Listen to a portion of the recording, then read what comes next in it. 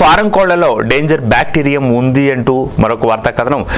మరి ఇటీవల కాలంలో కార్తీక మాస ఉత్సవాలు నిర్వహించుకుంటున్నాం కాబట్టి కాస్త చికెన్కి డిమాండ్ తగ్గినట్లుగా మనకు తెలుస్తుంది. కానీ అంతంత మాత్రంగా తినేవాళ్ళు కానీ కార్తీక మాసానికి ముందు కానీ తర్వాత కానీ తినేవాళ్ళకి ఒక హెచ్చరికగా ఇక్కడ జారీ చేయడం జరుగుతుంది. ఏంటంటే కోళ్ళలు ఫారంలో పెరిగే కోళ్లకు బ్యాక్టీరియా ఉంది అన్నది అధ్యయనాలు చెబుతున్నాయి.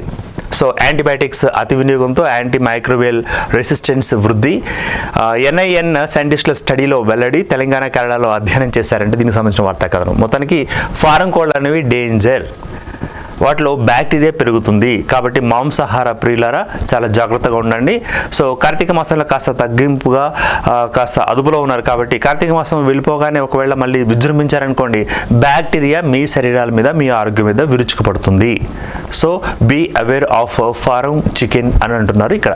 దీనికి సంబంధించిన వార్తా కథనం 2 రాష్ట్రాలను తీసుకోవడం జరుగుతుంది. ఒకటి తెలంగాణ, కేరళ. ఈ 2 రాష్ట్రాల్లో అధ్యయనం చేశారట. దీనికి సంబంధించిన అంశం అది.